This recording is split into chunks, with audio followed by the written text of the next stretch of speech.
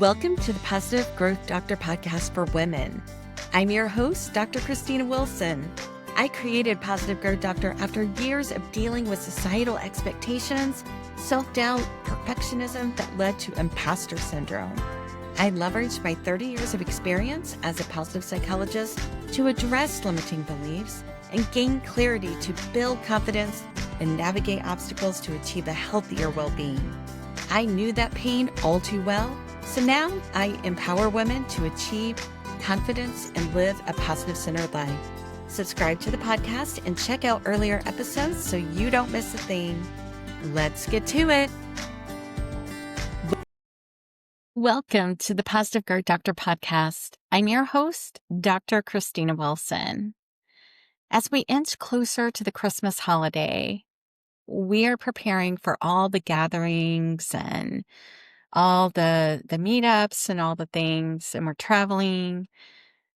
And Christmas is a time of joy and of great cheer. However, it's not always the case. While the statistics do vary, it is said that up to 70% of women have reported experiencing a traumatic event in their lifetime. That's huge. And the fact that it is reported is really big because so many women don't report these things. Traumatic events of all different types. They just go on in silence and don't even report it. So going back to holiday gatherings, think about this. Many travel to their hometowns where they see people who were either involved in a traumatic event or just weren't supportive when they needed them to be. And you might run into others who remind you of past trauma, whether if they were involved or not, or maybe a place where the event occurred. And in this episode, you can expect to gain valuable insights into managing holiday stress by understanding some of the triggers and the emotions related to past trauma. So this episode also aims to equip women with the tools needed to navigate family dynamics and maintain emotional well-being during the festive season. So find the full transcript for this episode on your favorite podcast app, or please share the podcast with other women so they can grow on their journey as well. And I always say, don't stop at just friends or family. Extend your reach even further to many more women by simply reviewing the podcast on Apple Podcasts. I appreciate you. All right, so let's dive into navigating holiday triggers and how we can understand how trauma can resurface during the holidays. So, unfortunately, the holidays are the perfect time for trauma to resurface. And this manifests itself in a variety of ways. Triggers occur based on memories, dates, locations, traditions that serve as reminders of traumatic events. And this time might evoke strong emotional responses to sensory triggers like smells, sight, sounds. You know, it may be just driving by a place or an area of town or smelling something that reminds you of it, a perfume or cologne or, something. Um, Gatherings might bring up unresolved issues and conflicts, and interactions with certain family members that might remind you of a past trauma or times when they were supposed to be supportive and they weren't, and it creates tension. So the pressure to maintain that harmony or meet family expectations, that can be really overwhelming. especially for those who have experienced trauma within the familial context. And the holiday season, it often comes with heightened expectations for happiness and socializing, which can be stressful for individuals, you know, and especially when they're dealing with past trauma. And it might even be a stressor for those who are neurodivergent or have anxiety in general. And the busy nature of the holidays, because it is busy with numerous events. Um, there's just so much going on and so many obligations that you have to meet. That can lead to feeling overwhelmed and anxious in and of itself, right? So, for some, the holidays can highlight feelings of loneliness or remind them of a loved one who has passed that's no longer there to, create the new memories. And that's particularly difficult when you've experienced significant loss or trauma. So, how do you embrace emotional reality? The importance of just validating and normalizing feelings that you're going to have during the holidays. Well, acknowledging these feelings that affirms your emotional responses. They are legitimate, right? And they're understandable given the past experiences. And it creates or it helps to reduce self criticism or guilt, which is so common with trauma, you know, or the guilt that just feeling that you're not meeting others' expectations for expected holiday cheer. And understanding that those feelings are so common, it helps individuals feel less isolated or alone in their experiences. And let me tell you, you are not alone. I mean, did you hear that number, that percentage? That's not even everyone because so many people don't report. Just think about that. You're not alone. You're just not. And there are so many people that are having similar feelings this holiday. So remembering that, it encourages open conversations, with others who might be having similar emotions and fostering that sense of community and support. Recognizing the emotions as normal, that encourages self-compassion, which is so important. And it allows individuals to treat themselves with kindness and understanding.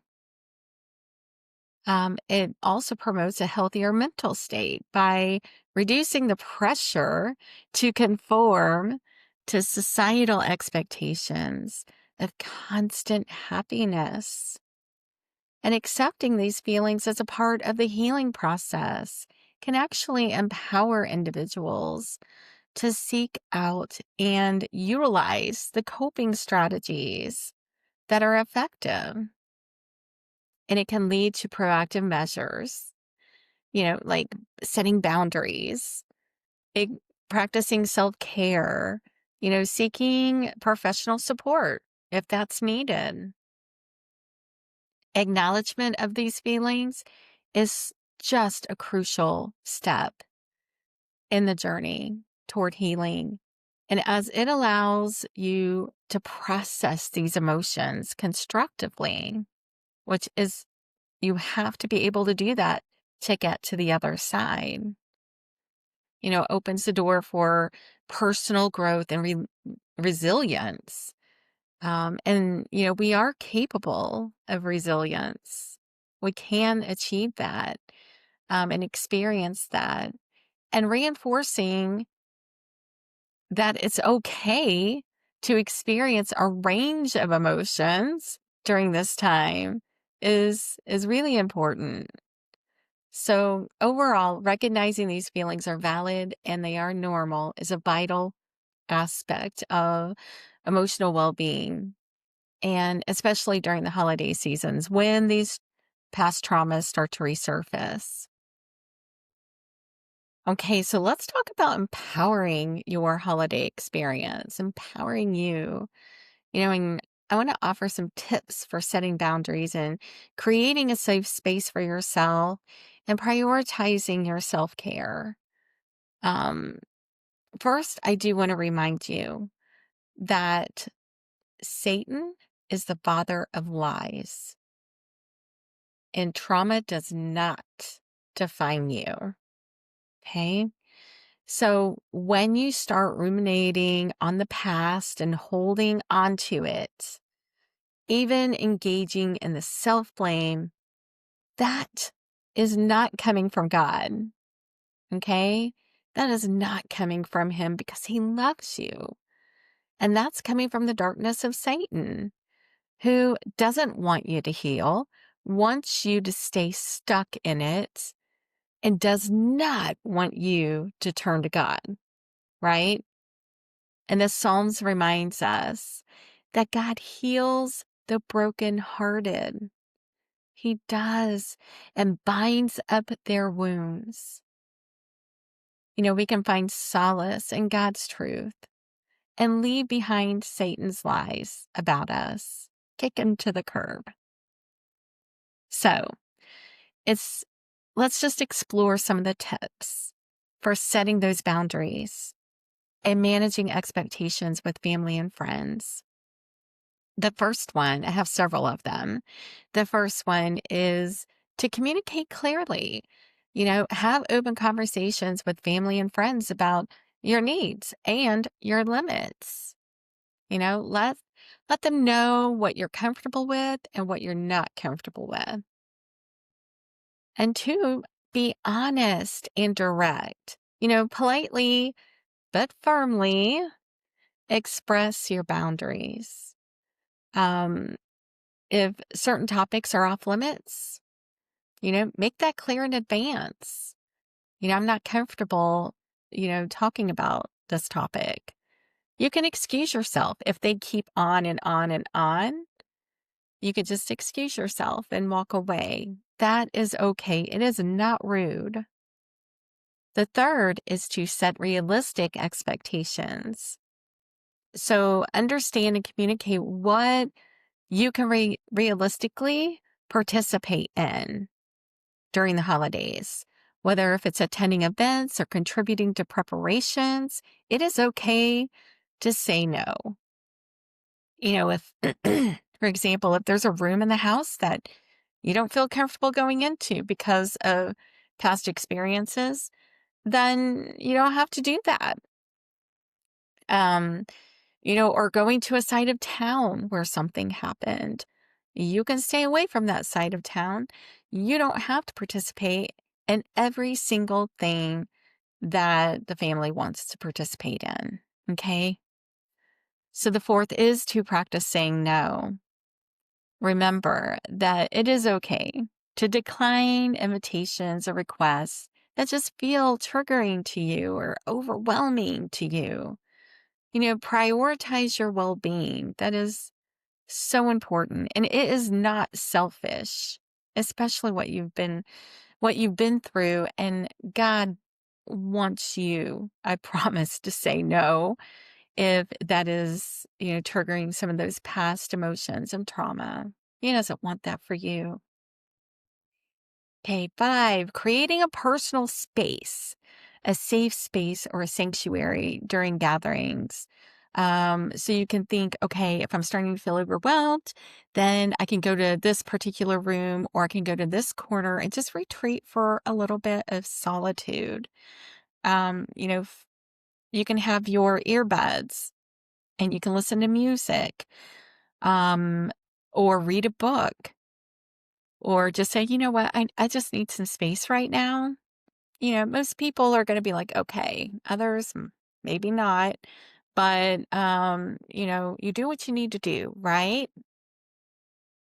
And that leads me to 6, because 6 is about grounding yourself with grounding techniques. These are great tools to help you stay grounded, like using your stress ball if you need to. There's essential oils that might be helpful. And I actually get some from Amazon, and it's like a roller thing. I can just roll it on my wrist, and, you know, it's helpful. Or maybe even a meditation app. Again, you can have your earbuds in and just kind of go to your corner or the other room and just, you know, ground yourself as needed. Okay. 7, you can plan ahead of time short breaks. Schedule the brief, being intentional breaks throughout the day just to go recharge. There's nothing wrong with that. You can go walk around the block if you want to. Hopefully it's not like crazy snowstorm or ice storm, but you can do that. You can get away for a minute. Number 8, you can also create some calming rituals. Like if tea kind of calms you, you can sip on some tea. You can get your journal out and do some journaling. That is very calming for a lot of people. Number 9, the importance of self-care and taking those breaks and prioritizing your rest ensures that you are getting enough sleep and downtime. You can do that in preparation to make sure you're well rested, because that's really important for your emotional and your physical health. And 10, engage in activities that you enjoy. Dedicate yourself to those particular activities that do bring you joy and relax you. So it could be some crafting. You might even set up maybe something with the kids and have some time where you make crafts for the holidays, reading or taking a bath, when you get home just to kind of relax.